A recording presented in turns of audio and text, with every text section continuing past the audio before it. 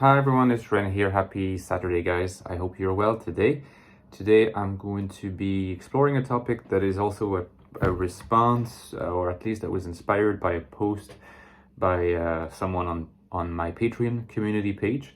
I will not name that person because they might want to keep their identity private, but I might read a little extract to kind of contextualize what I want to talk about. But roughly speaking, it is about this idea that INFJs have the power to change the world, or at least to bring something very significant to the world, and that their frustration, the idea that there might be frustrated prophets in the modern world, has to do with the fact they don't know how to go about it, and as we will see, there's a connection here with a work that I wrote and a possible or an almost certain future work that I will write about INFJs. So before I move on to my topic, the work in question is the Ecstatic Soul. We'll talk about it in a second in a bit more detail because our friend's quote has to do with it. Pretty well-reviewed book, less than $10. Check the links below if you want to read an in-depth investigation of INFJ consciousness. This might just be the place to go, the Ecstatic Soul. And my book, The Infinite Castle, which is, I wouldn't say it's an exploration of INFJ consciousness from a fictional viewpoint, because that was not what I initially intended. Although it is how some people are interpreting it, seeing the main character as an INFJ struggling big time to find their place in the world. But if you're into existentialism, Kafka, Dostoevsky, weird stuff happening, weird love stories, weird sex scenes, and androgynous beings, but also philosophical reflections and absurd encounters in the world of office corporations, then this might just be the book for you. Also less than $10, and you really support my work, just like you could support me on Patreon, where again I got this really insightful post from my patron. So if you could support me on Patreon, link below, that really helps the channel. Anywhere from €3 a month. So the idea being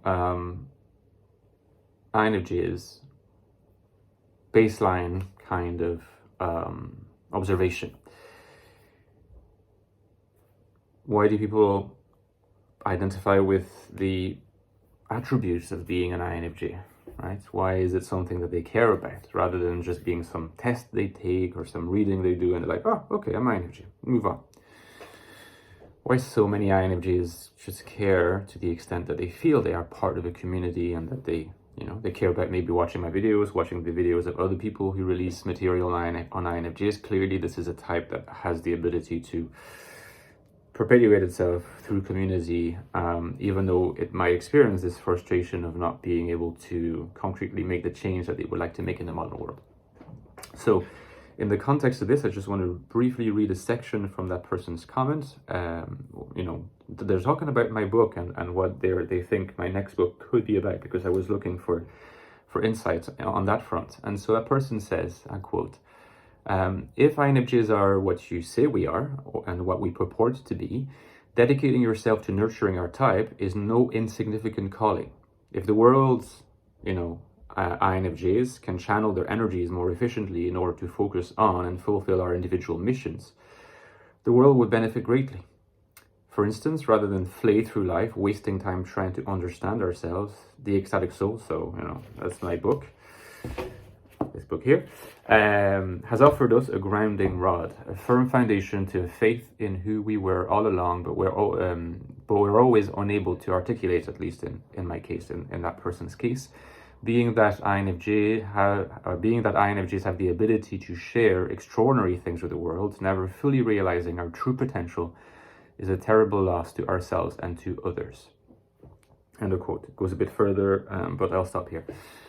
So before I move to kind of sharing some reflection on this, again, it's useful to take a moment to appreciate the fact that there is a huge amount, leave aside the content almost of what's said, there's a huge amount of energy, spiritual energy that's channeled into this question. And by definition, if there is psychological and spiritual energy, something can be done with it. The question is, what do we do with it? Okay. So, of course, if you engage with INFJs online, people who strongly identify as an INFJ, not the passing people who type it and then move on or change their type. People who have for many years cared about this type identification. You'll find a lot of them on, on my channel and on other INFJ people's channels. This very recurring theme of I'm a frustrated prophet. There's a meme that I like, that says it says I was born to have a great destiny, ... and then it goes, but I have no idea what I'm supposed to do. And I think that was originally used in a context that had nothing to do with INFJs, but some INFJ sub-communities appropriated the meme, and it really makes sense to me because it really speaks to that disconnect between this notion of the calling. In the Ecstatic Soul, I speak of the phenomenological experience of vocation or calling. It's something that we feel in our bones, in our flesh, even before we articulate it to ourselves. It has to do with our cognitive apparatus, and IFE in particular in this case. Really together, and INFE together. There's a disconnect between this and just how we don't seem to be able as INFJs to, compared to some other types that tend to be more successful in contemporary society when it comes to inserting themselves in that society, being successful according to the modus operandi of that society. We just don't seem to be on the margins in such a way that we are kind of left to try to understand how that can change or cope with the frustration in ways that could be seen as unproductive. At least, when this person, our friend, says, channeling their energies more efficiently rather than flay through life wasting time trying to understand ourselves. I think that person is making a forceful but nevertheless valid point that there can be a certain sense of misplaced narcissism in spending time and just all your time trying to understand yourself and how special you are, what makes you different, without feeling the comforting and yet somehow atrophying, if I may use this neologism, leading to atrophy, sort of blanket of the buffered self, the self that is isolated from others, defines themselves as against society. There's a real risk here, and the question is really, what do we do? So I do want to explore that in my next book on the INFJ, whether it's called The Resilient Soul or something other, or maybe it could be a completely different title. I would like to, for the genealogy from the first book to the second, to be visible in the title, but we will see how I define that. I haven't started writing it, but I would like to start working on that when I get a bit more time and the chance. Really to try to move from, we have articulated a lot of the, how INFJs experience themselves on an everyday basis, putting words where maybe words were not put before. Maybe we don't need to spend all our time for the next 10 years articulating all the subtleties of, that mode of experiential experience. That's redundant, experiential experience. Sorry, I meant to say phenomenal experience. That's important, but also looking at concretely what can be done to move beyond this idea of the frustrated prophet. And one element that I want to bring to the reflection to start with is this idea that one risk that immediately would present itself is to, on the one hand, want to move beyond a certain feature of modern society that we don't, at a very, fundamental, very core level, we reject, which is this emphasis on, individual self-fulfillment as sufficient, right? The ethics of purely human flourishing, you could call it that. Something that is intra-human, something that is intracosmic, something that is completely immanent and is devoid of transcendence, okay? So devoid of higher meanings, if you like, higher good. We want to aim at that. I think that's a strong motive force for INFJs. But we want to make sure that we don't define ourselves as aiming towards that in the vocabulary of what we're trying to surpass. Because if we define ourselves as, if you like, as beings, as INFJs who are uniquely equipped to contribute to society in such a way as to help it move back in some sense, or progress towards a reappreciation of higher goods, goods that go beyond the merely human flourishing, then we need to understand that how we define ourselves and articulate our sense of, self-understanding has to also fit with that idea of higher goods. So there's a passage that I will very briefly read from Charles Taylor's A Secular Age, a book that I really recommend, where it talks about, a certain type of population called Bohemian bourgeois, or bobos. It's a very common word in France, but apparently it exists in the US as well.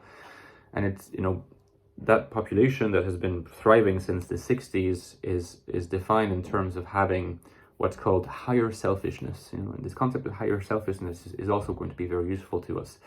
So higher selfishness is supposed to be something, and here I quote, that is not a crass and vulgar selfishness that is about narrow self-interest or mindless accumulation. It's a higher selfishness because it's about making sure that you get the most out of yourself. So for example, in case of work, it means putting yourself in a job which is spiritually fulfilling, socially constructive, experientially diverse, emotionally enriching, self-esteem boosting, perpetually challenging, and eternally edifying, end of quote. We are so familiar with this kind of discourse, which is becoming very common. This kind of growing awareness that crass enrichment, accumulation, materialism is not enough, but replacing it with this idea that we can just fix it by making our selfishness higher in some sense, by making it more refined, and saying, well, okay, yeah, absolutely, you are depressed, you have to take this into account, so take a few days off and go to the countryside or something like that. And this idea that, things can still be fixed from within a matrix of instrumentalism. The idea of higher selfishness is still very instrumental, is still very connected to individualism, the modern world, and the buffered self. So for INFJs, I think that it will be important as we progress in our quest to bring this something to the world that I think we can bring, to always beware of falling into the discourse, the dominant discourse, because the dominant discourse will give you the tools, at least, to make you think that you can articulate what you can contribute to the world. But the tools that it will give you, if you don't define your own discourse, will be self-limiting, because they will restrict you to simply human flourishing, basic intra-worldly goods, and higher selfishness. That is a trap. In a way, that's the trap that we don't want to fall into, because if we fall into that, we will continue being frustrated and not finding our place. Because these are still, if you like, the elements of discourse and the elements of society where, in fact, we cannot really thrive. If we want to thrive, and it does, I sincerely believe, involve, contributing to impacting the world in a positive way toward the recovery of the transcendence, and therefore of extrinsic meaning as opposed to just meanings in the head that can change at any moment. We have to define our own vocabulary, and we have to be careful how we articulate it.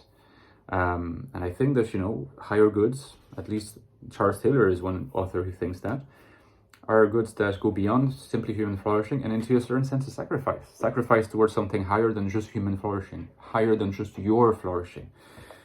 In the past, and actually, in fact, still happens today, if you look at Orthodox Catholic monks, for instance, just to take the most obvious example, obviously their conception of higher goods is beyond human flourishing, because they're sacrificing for the sake of something that is really just extra cosmic, right? God, or whatever you want to call it.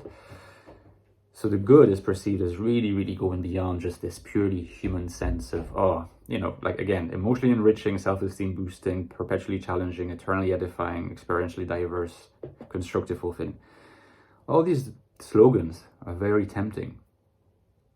And not to say that those can be consequences of retrieving a sense of the transcendent, but we have to move beyond that. We have to be aware that all these things I just talked about have long been appropriated by capitalist modernity and secular capitalist modernity and consumerism.